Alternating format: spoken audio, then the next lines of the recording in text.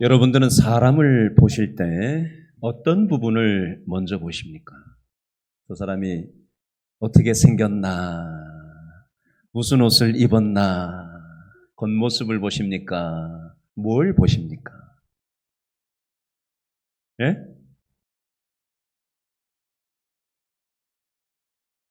얼굴을 봐요? 제가 찬양대 찬양하는 동안 한 단어를 계속 생각을 하면서 여러분들 한 분 한 분을 쳐다봤는데요. 이 단어였습니다. 영혼이라는 단어였어요. 한 분 한 분을 제가 보면서 이렇게 기도를 했어요. 하나님, 저 영혼 하나님께서 기뻐 받아주세요. 제가 그 마음으로 기도하면서 여러분들을 한 분도 안 빼고 내가 저 사람 뒤에 이렇게 앉아있으니까 목사님 내가 왔는지 안 왔는지 모르겠지 그렇게 생각되시죠? 저 다 보여요. 누가 안 왔는지 안 왔는지 정확하게 지금 다 압니다. 저는 있어요 보면. 저를 한번 따라 하시죠. 하나님은 내 영혼을 있는 모습 그대로 사랑하십니다. 믿으세요? 아셨죠? 꼭 믿으셔야 돼요. 무슨 일이 있어도 믿으셔야 돼요. 그래야 힘이 생깁니다. 자, 우리 옆 사람에게 한번 축복의 말을 해주시면 좋겠는데요. 옆 사람 누구하고 얘기할지 골라 잡으세요. 자, 누구하고 얘기할 거예요? 자, 저를 따라 하시죠. 하나님이 당신의 영혼을 소중하게 여기십니다. 오늘 너무너무 잘 오셨습니다. 아멘. 자, 손을 이렇게 드시고 앞뒤 좌우에 돌아보시고 환영합니다. 반갑습니다. 뒤도 보시고 옆도 보시고 반갑습니다.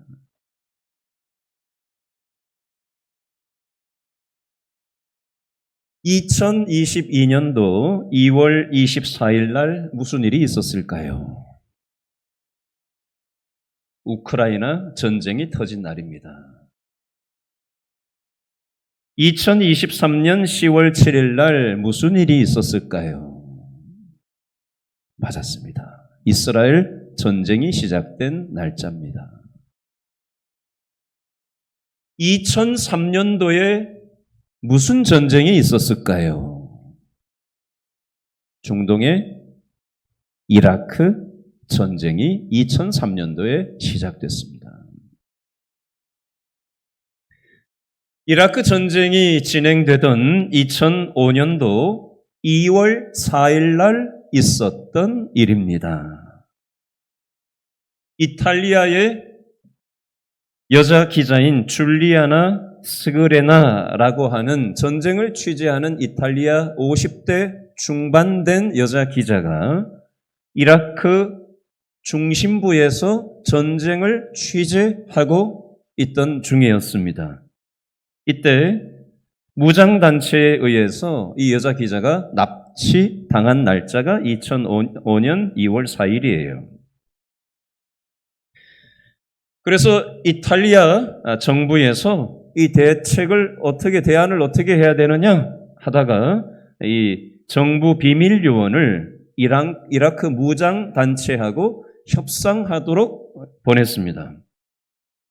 그 협상이 극적으로 잘 협의가 돼서 2005년 3월 4일 한 달 만에 이제 석방되었고 그 비밀 요원과 그 여자 기자가 한 차에 타고 이제 바그다드 공항으로 이동하고 이제 공항을 앞두고 몇백 미터 앞까지 이제 차가 진행 중이었는데 갑자기 어디선가 총알이 이 차를 향해서 날아들기 시작했는데 300발에서 한 400발 정도의 총알이 그 차를 향해서 집중 사격이 가해졌다고 합니다. 미군들이 오인을 해서 이 여자 기자가 탄 차에 총격을 가했다고 합니다. 쏟아지는 총알을 그 여기자를 보호해주기 위해서 그 비밀 요원이 그 여기자를 온몸으로 감싸 주었고 그러던 중에 그 총알이 온몸으로 감싸고 있던 그 비밀 요원의 머리를 관통을 해서 사망을 하게 되었고 여자 기자는 왼쪽 어깨와 폐를 심각하게 당했지만 사망에 이르지는 않았다고 합니다. 나중에 이 여자 기자가 이탈리아에 귀국한 후에 기자회견장에서 이렇게 말하면서 울먹거렸다라고 해요. 나는 그의 거룩한 죽음을 내 온몸으로 느꼈습니다. 이 죽음은 나를 위한 죽음이구나. 이 죽음으로 내가 살 수 있었구나. 이렇게 느꼈대요. 자기 때문에 죽은 그 사람의 시신이 자기를 안고 있었으니 얼마나 절박한 상황이었겠어요. 어떻게 잊어버릴 수가 있겠습니까? 제가 지금 세 가지 전쟁을 얘기했어요. 2년 전 우크라이나 전쟁, 작년에 시작된 이스라엘 전쟁, 2003년 이라크 전쟁, 세 가지를 지금 제가 인용해서 얘기를 드린 이유가 있습니다. 자, 저는 오늘 말씀을 준비하면서 저를 따라합니다. 영적 전쟁. 물리적인 세상의 전쟁만 있는 게 아니라 영적인 세계에서도 전쟁이 있다라는 것입니다. 여러분, 에베소서 2장 1절과 2장 5절 말씀에 보면 두 번 반복 강조되는 단어 하나가 나오는데 뭐가 나오는지 제가 강조는 하면서 읽기는 하겠지만 한번 찾아보시면서 읽으시면 좋겠어요. 자, 2장 1절을 먼저 다 같이 읽어볼까요? 2장 1절 시작. 그는 무엇과 무엇으로 허물과 죄로 어떤 상태? 죽었던 너희를 살리셨도다. 동그라미 하세요. 죽었던 동그라미. 죽었던 무엇과 무엇으로 허물과 죄로는 밑줄 그으시고 죽었던의 동그라미를 한번 그어보세요. 허물과 죄로 죽었던, 영적으로 죽었던 존재가 바로 인간이라는 존재다. 이렇게 성경은 기록하고 있어요. 또 한 번 강조합니다. 에베소 2장 5절에 보니까 다 같이 읽습니다. 시작. 무엇으로? 허물로 어떤 상태? 죽은 우리를, 여기까지. 죽은의 동그라미. 허물로의 밑줄 그어보세요. 허물로 우리는 영적으로 죽은 상태였다. 영어 성경으로 보면 dead, dead. 영어식 표현이 죽었다는 걸 dead라고 표현하죠. 여러분, 하나님은 저와 여러분들을 하나님의 형상으로 창조하셨어요. 그런데 아담과 이브가 죄로 인해서 하나님의 뜻을 저버리고 하나님과 같이 되고자 하는 인간의 욕망을 따라 잘못된 선택을 함으로 말미암아 인류의 죄가 들어오게 되었고 하나님의 형상을 잃어버리게 되었습니다. 그러므로 그 상태를 영적인 죽음의 상태라고 성경은 표현하는데 오늘 에베소 2장 1절에는 허물과 죄로 죽었던 너희다. 에베소 2장 5절에는 허물로 죽은 우리들이다. 영적으로 우리는 죽은 존재다라고 성경은 표현하고 있습니다. 조금 쉽게 예를 들어보겠습니다. 자, 3일 전에 뉴스가 나왔어요. 어떤 뉴스였냐면요. 우리나라 경상남도에 가면 통영이라고 있는데 통영 밑으로 가면 욕지도라고 하는 그 섬이 있어요. 그 인근 해상에서 지난주 목요일 날 3월 14일 날 고깃배가 전복되어서 이제 사람들이 죽은 그 뉴스를 여러분 보셨는지 모르겠어요. 한국인 선장 포함해서 선원 3명이 의식이 없는 상태에서 병원으로 옮겨졌지만 끝내 숨졌고요. 한국인 선원 1명이 실종 상태다라는 뉴스 보도가 지난 목요일 날 나왔어요. 목요일 날 오전 4시 15분쯤에 통영 욕지도 남쪽 8.5km 해상에서 이 사고가 나서 3명이 사망하고 1명이 실종 상태고 외국인 선원 7명은 다 살았어요. 국내 한국 사람들만 죽은 것 같아요. 어쨌든 이 사고 원인이 무엇인가 이 조사가 들어갔을 거잖아요. 그렇죠? 전문가 한 사람이 나와서 인터뷰를 하는 걸 제가 뉴스를 이렇게 보면서 전문가가 하는 얘기를 가만히 이렇게 들어봤거든요. 이렇게 얘기하더라고요. 보통 그 고깃배는 평상시에 한 10톤이나 한 20톤 정도 고기를 잡고는 했대요. 근데 이날은 이 침몰 선박은 한 40톤 정도의 이제 고기를 잡았다는 거예요. 그러면 여러분 그 뉴스 같은 데 보면은 고기 잡은 걸 어디다가 배 안에 보관을 하죠? 갑판 위에다가 그냥 막 갖다 널브러지게 놔둡니까? 그 밑에 뚜껑 열고 안에다 집어넣잖아요. 그렇죠? 그래야 배가 안전하게 이게 고기도 보존되지만 그래야 균형을 잡고 또 여러 가지 측면에서 이게 안전상으로도 그게 필요하다라고 합니다. 전문가가 얘기하는데.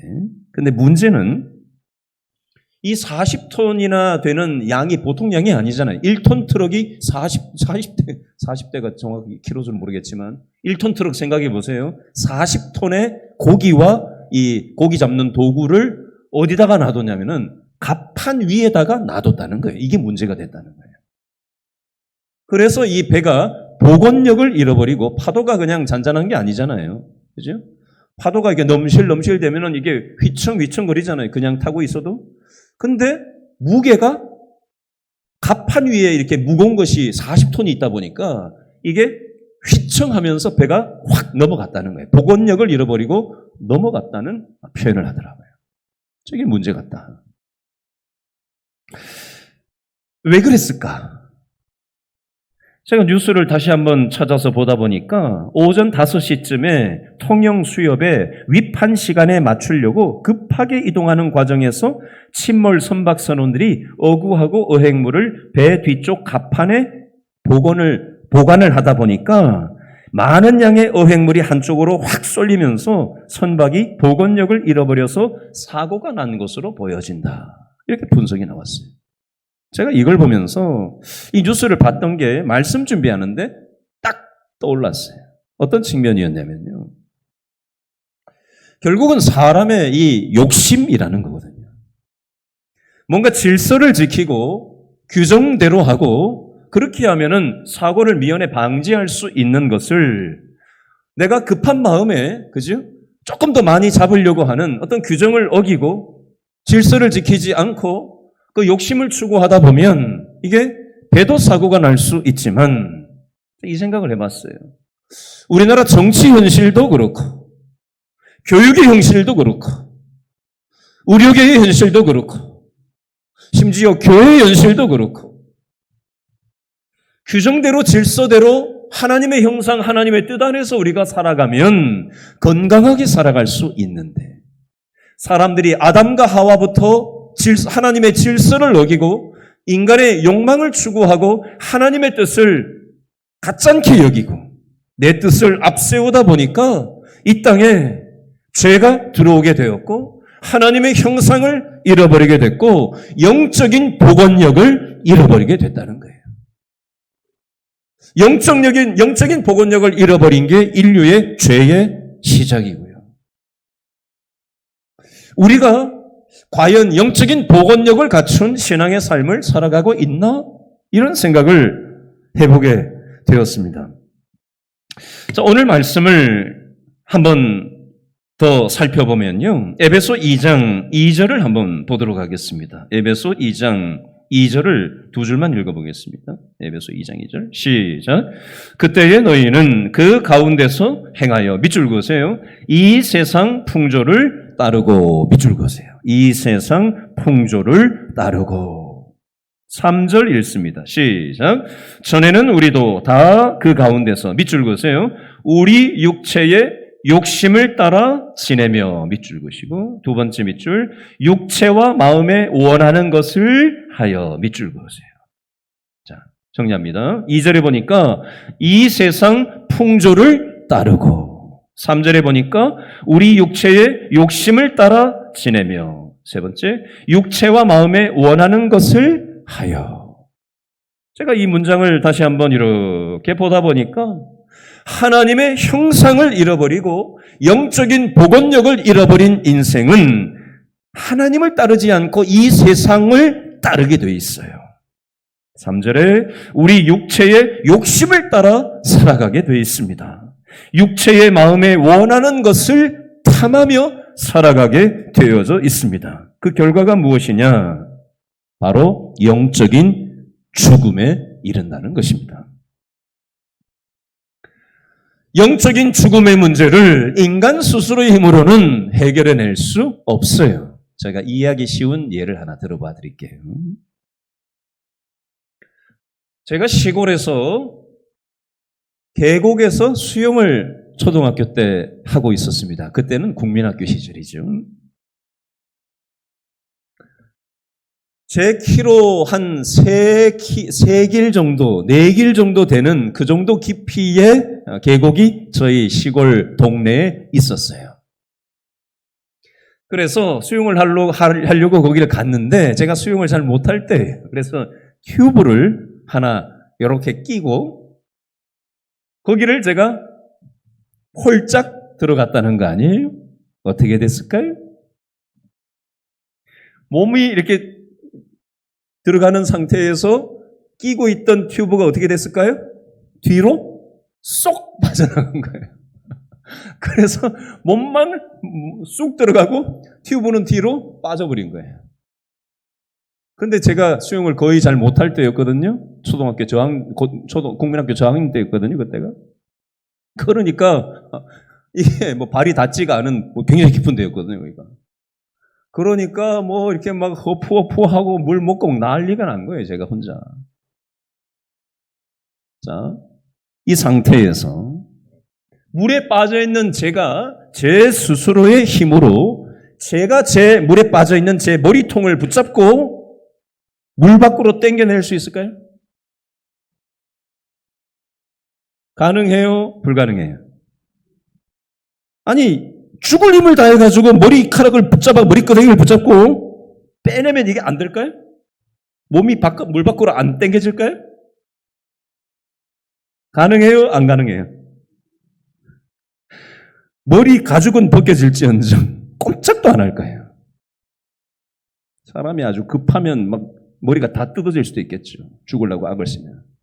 그래도 꼼짝도 안 하고 물에 그대로 떠 있었고 그대로 주저앉을 거예요. 그때 누군가가 물 밖에 있던 누군가가 제가 물에 빠져 죽어가는 걸 보고는 뛰어들어와서 저를 물 밖으로 빼내주다가 그 사람도 죽을 뻔했어요. 제가 하도 막 난리 집혀가지고. 근데 그 사람이 물 밖에 있는 누군가가 들어와서 저를 빼내줬기 때문에 제가 물에 빠져서 죽지 않고 오늘 여기 살아있는 거예요. 물에 빠져있는 사람 스스로가 자기의 힘으로는 아무리 머리털이 빠지도록 잡아당긴들 자기가 스스로의 문제를 해결할 수 없는 이치처럼 영적으로 죽어있던 죄와 허물로 죽어있던 이런 영적인 죽어있는 상태인 우리 인생의 문제를 인생 스스로는 해결할 능력이 없다는 거예요. 우리 인간 스스로는 영적 복원력이 없다는 겁니다. 이게 빨리 깨달아져야 돼요. 돈에 대해서 절망도 해보고 건강에 대해서 절망도 해보고 인간관계 때문에 절망도 해보고 인간의 한계를 직면해 봐야 내 지식이 별거 아니구나. 돈도 별거 아니구나. 인간관계 별거 아니구나. 세상에 믿을 사람 하나도 없구나. 하나님만 믿음의 대상이구나. 이게 깨달아져야 돼요.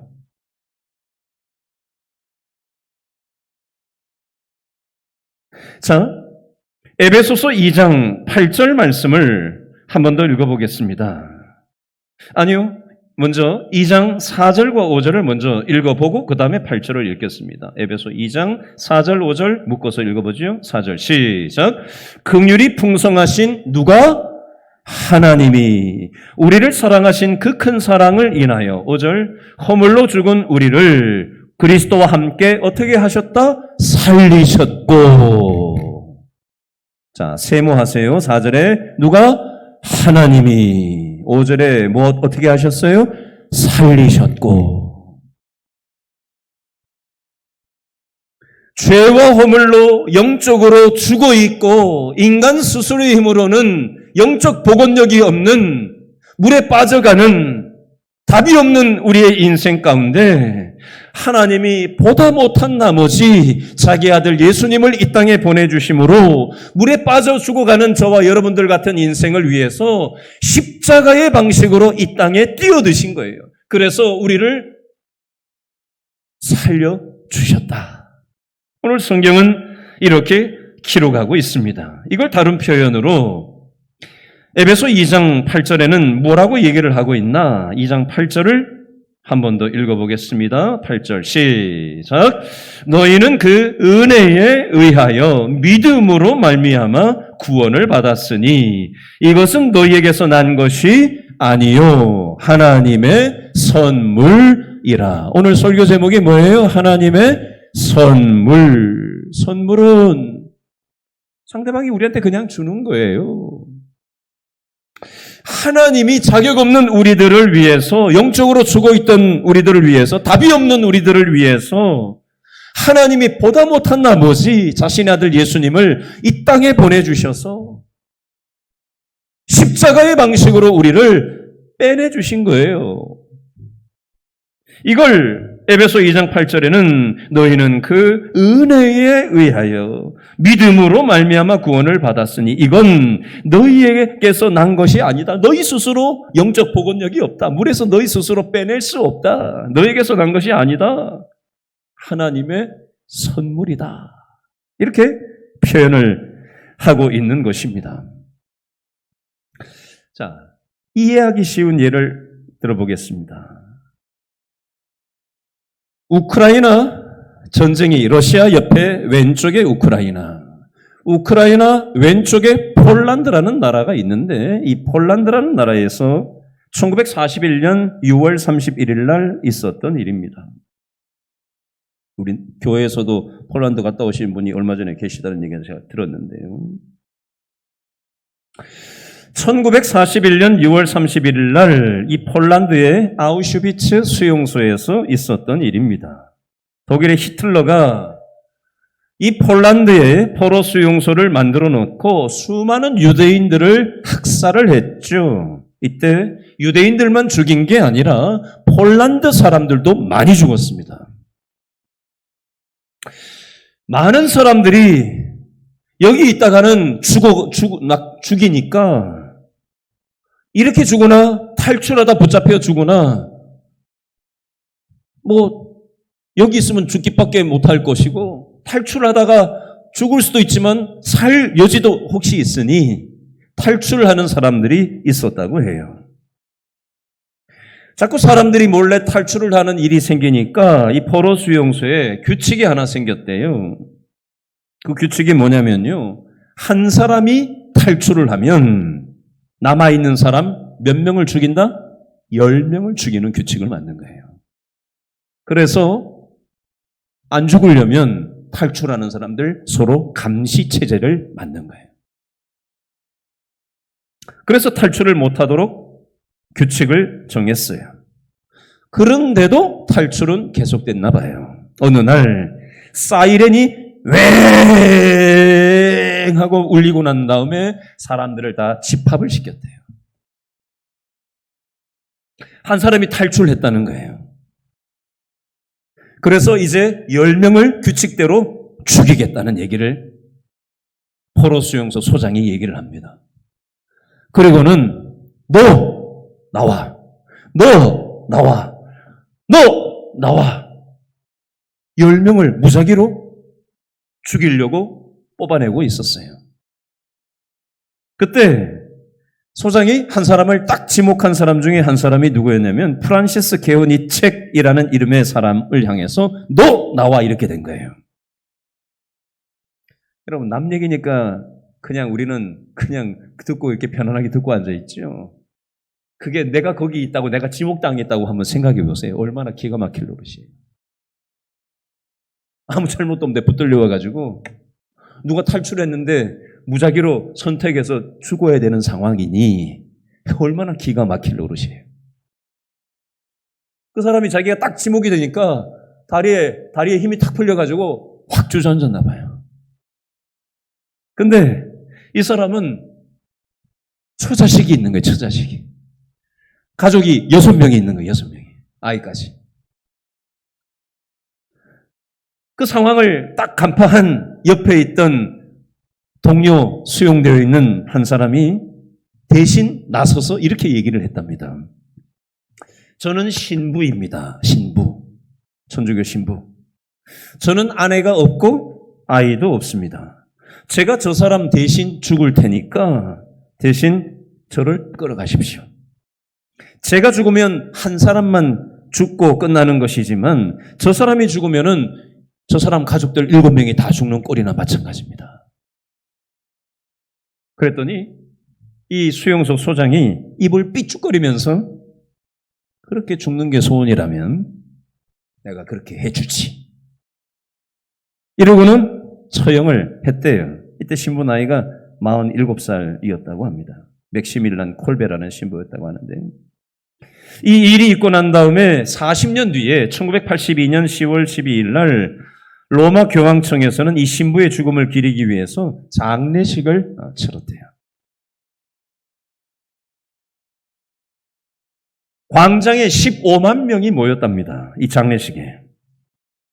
그때 누가 장례 행렬에 참여했냐면 지목을 당했지만 자기 대신 신부가 나서서 대신 죽게 된 그 사람 프란시스 게오니책이라는 사람이 이 신부의 죽음을 애도하기 위해서 왔고 또 그 아내와 아이들, 손자, 손녀들까지 그 장례식에 함께 참여했다고 합니다. 그리고 떨리는 목소리로 이렇게 얘기했다고 합니다. 이 분의 죽음이 우리에게 생명을 주었습니다. 얼마나 고맙고 감사했을까요? 자기 대신 죽어서 자기가 살 수 있었고 자기 가족들이 살아갈 수 있게 해 주었으니까요. 여러분, 저와 여러분도 마찬가지예요. 이치상.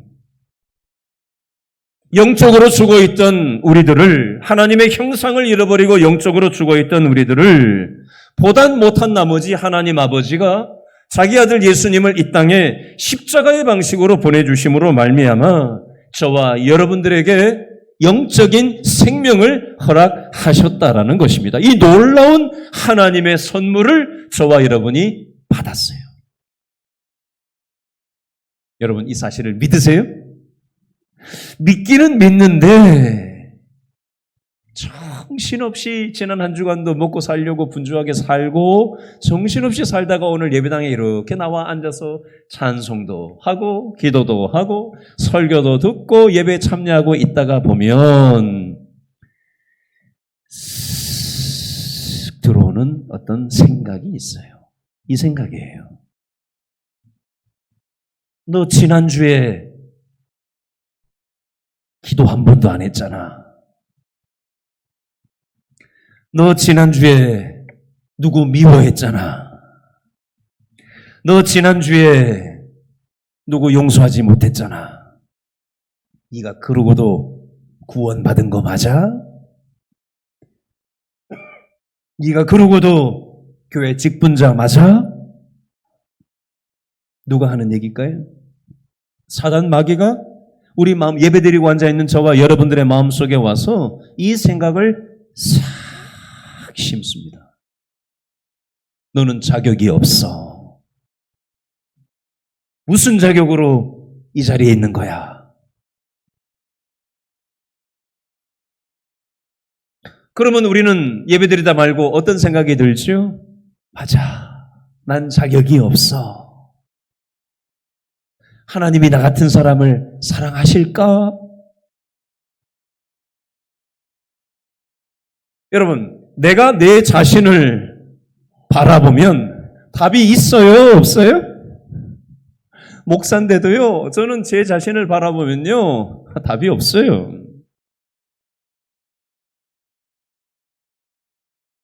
내가 하고 있는 생각을 바라보면 저 역시도 답이 없어요. 제가 품고 있는 마음을 바라보면 저 역시도 답이 없다고요.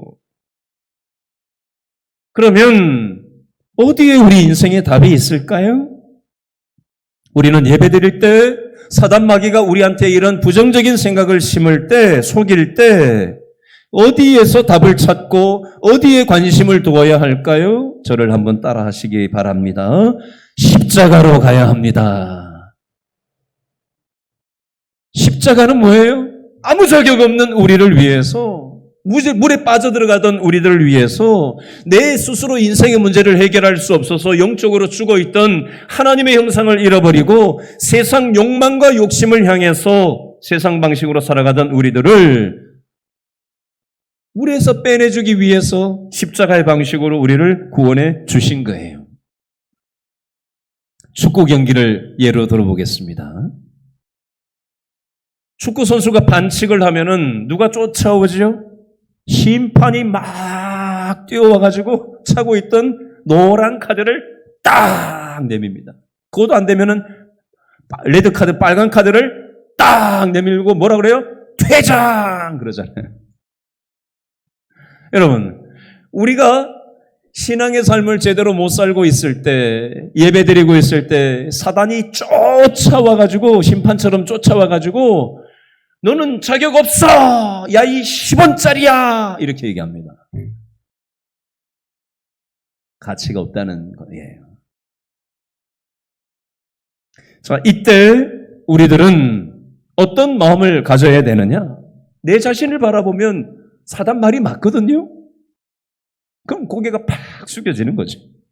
영적인 열등감이 딱 생기는 거죠. 그때 우리는 뭘 붙잡아야 돼요? 십자가를 붙잡아야 돼요. 여러분, 목사도 마찬가지라니까요. 저도 불완전한 투성인 존재일 뿐이에요. 완벽한 사람이 누가 있어요? 목사도 성도도 누구도 내 자신 보면 안 돼요. 답이 없어요. 십자가를 바라볼 때 다시 힘이 생기는 것입니다. 이런 무자격자인 나를 위해서 십자가 져주신 그 사랑을 붙잡을 때 그때 우리는 다시 소망이 생기고 믿음이 생기고 인생의 답을 바로 거기에서 찾을 수 있는 것입니다. 십자가는 the way예요. 영어로. 정관사도는 유일하다는 뜻이에요. 십자가의 길이 유일한 인생의 답이라는 것입니다. 저를 한번 따라해 주시기 바랍니다. 다시요. 나는 때때로 죄를 짓는, 작게 하시나요? 다시. 나는 때때로 죄를 짓는 성도다. 나는 뭐라고요? 성도다. 그러나 때때로 죄를 짓긴 짓는다. 그때 사단이 와서 야, 이 10원짜리야! 할 때 나는 예수님의 십자가 때문에 성도가 된 사람이다 라고 우리가 믿음의 태도를 취할 수 있어야 영적인 열등감에 빠져 살아가지 않게 돼 있어요. 이 사실을 꼭 기억하시면 좋겠어요. 다시 한번 따라합니다. 나는 때때로 죄를 짓는 성도다. 굉장히 중요한 문장입니다. 아셨죠? 영적인 열등감이 들 때마다, 자책하는 마음이 들 때마다 나는 때때로 죄를 짓긴 하지만 하나님의 십자가 때문에 성도가 된 그런 귀한 존재다. 이 사실을 붙잡아야 돼요. 나는 맨날 죄만 짓고 하면 머리를 치면서 신앙생활하는 게 아니라 물론 죄를 짓긴 하지만 십자가 때문에 우리는 하나님 안에서 소중한 존재가 되었다. 이렇게 자기 자신을 인식하면 신앙의 방향성이 완전히 달라지게 돼 있어요. 꼭 기억하셨으면 좋겠어요. 로마서 10장 10절 말씀에 보면 이런 말씀이 있어요. 로마서 10장 10절 읽어드리겠습니다. 사람이 마음으로 믿어 의에 이르고 입으로 시인하여 구원을 받으리라. 사람이 마음으로 믿어서 하나님의 의에 이르게 되고 우리의 입으로 고백을 시인을 할 때 우리는 구원을 받을 수 있다라는 표현이에요. 이해하기 쉬운 예를 들어볼게요. 여러분 결혼식을 할 때 신랑 신부가 서가지고 결혼 서약이라는 걸 하잖아요. 그렇죠? 그러면 주례자가 물어봐요. 신랑에게 물어봅니다. 여기 있는 신부를 신부로 받아들여서 그렇게 사랑하면서 하나님 안에서 살아가겠냐? 라고 물어보면은 신랑이 뭐라고 해요? 입으로 예! 라고 얘기를 하시. 그럼 신부에게 또 물어봅니다. 여기 있는 이 사람을 신랑으로 받아들여서 하나님 앞에서 믿음으로 그렇게 사랑하면서 살겠습니까? 하면은 신부가 어떻게 얘기해요? 네! 이렇게 얘기를 합니다. 입으로 시인을 하는 거예요. 모든 가족과 하객들 앞에서 입으로 시인을 하는 거예요. 이 고백이 중요한 겁니다. 결혼식 순서 여러 가지가 있지만 입으로 시인하는 게 신랑으로 받아들이겠다. 신부로 받아들이겠다. 가족들과 하객들 앞에서 이 고백하는 이 시간이 굉장히 중요한 기능이 되겠습니다. 여러분 우리 신앙도 마찬가지예요. 제가 잊지 못하는 두 사람이 있어요. 한 분은 김용서 성도라는 분인데요. 이분은 우리 교회 길신교회에 한 2017년, 18년 이때 우리 교회 일부 9시 예배 때 주일날마다 나오셨던 한 70대 중후반 되신 남자 성도님이세요. 말기 암 환자셨어요. 그분이 오셔서 저한테 일부 예배 9시 예배 마치고 나가서 성도들과 제가 악수하고 인사 나누고 나면 앞에 서가지고 요즘 어떻게 지내시냐고 항암 치료 받는데 힘들지 않으시냐고 하고 제가 항상 대화 나누고 그렇게 기도해드리고 했었거든요. 근데 하루는 저한테 이런 얘기를 하시더라고요. 목사님, 제가 어릴 때 교회 다니다가 이렇게 오랜 수십 년 동안 거의 평생에 걸쳐서 신앙생활도 안 하고 이렇게 내 마음대로 살아가다가 이렇게 병을 얻어가지고 하나님 앞에 이렇게 나왔습니다. 하면서 막 우시는 거예요. 제가 꼭 안아드리고는 이렇게 같이 잠깐 있었는데 막 어깨를 막 들썩들썩 그러면서 막 흐느끼 우시는 거예요. 70대 중후반 되신 그 어른이. 너무 하나님 앞에 죄송하다는 거예요.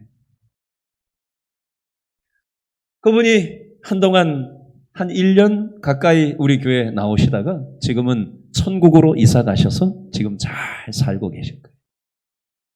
천국 가면 만날 거예요. 임영서 성도님. 또 한 분은 우리 서인영 권사님 남편 우리 천경일 성도님이 오늘 말씀 준비하는데 생각이 났어요. 우리 천경일 성도님도 한동안 교회 생활을 꽤나 오랫동안 안 하시다가 이제 거동이 불편하시고 집에 계실 때 찾아가서 병상 세례를 했던 기억이 지금도 눈에 선해요. 코로나 이전, 코로나 전이었던 것 같아요.